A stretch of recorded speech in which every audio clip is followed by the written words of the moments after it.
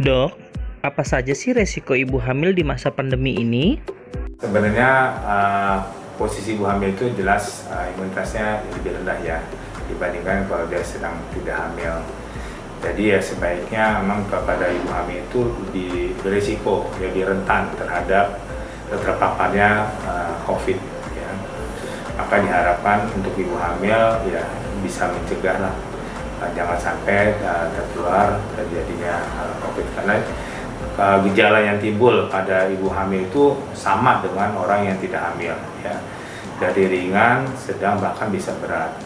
Tapi karena dia kondisi sedang hamil di mana imunitasnya rendah, jadi kemungkinannya menjadi lebih berat jauh lebih besar dibandingkan kalau dia sedang tidak hamil.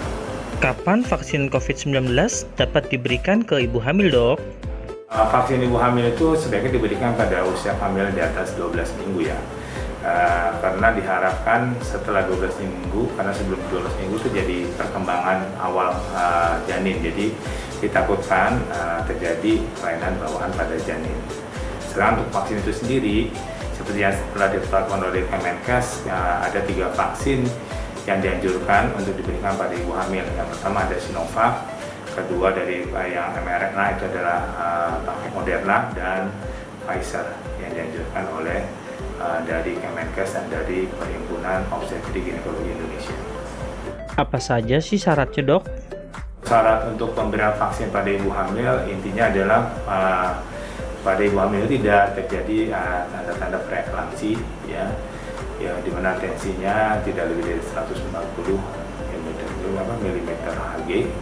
Nah, kemudian untuk kalau dia punya penyakit-penyakit seperti autoimun, diabetes atau yang penyakit-penyakit yang lainnya, kita biasanya konfirmasi dulu dengan disiplin ilmu yang lainnya, apakah bisa dilakukan vaksin atau tidak ya, karena dari situ vaksin bisa diberikan. Jadi intinya kalau ibu hamil tidak punya keluhan atau tidak punya penyakit komorbid, itu bisa diberikan vaksin pada usia di atas 12 minggu sampai dengan 34 minggu.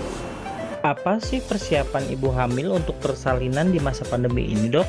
Persiapan ibu hamil di masa pandemi sebenarnya hampir menyerupai sama ya kalau tidak pandemi ya. Intinya ibunya kontrol ya, terutama pada masa awal. Jadi ibu jangan usah takut untuk kontrol ke rumah sakit ya, karena kita pun biasanya rumah sakit itu menggunakan protokol kesehatan yang baik ya.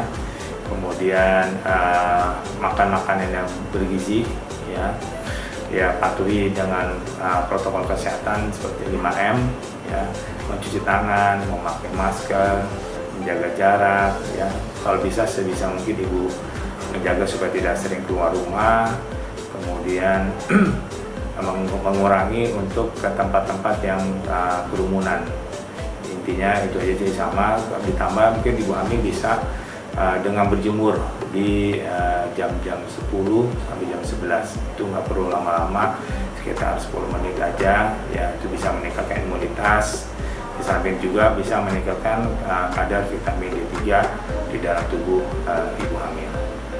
Ya, terutama untuk di Rumah Sakit Pusat Pertamina, kita pun tenaga-tenaga kesehatan yang berada di Rumah Sakit Pertamina itu sudah dilakukan screening ya, jadi imunisasi lengkap, dan pada ibu hamil tidak perlu takut untuk melahirkan di Rumah Sakit Pusat Pertamina karena semua itu sudah ada protokol untuk seluruh ibu hamil yang akan melahirkan di Rumah Sakit Pusat Pertamina.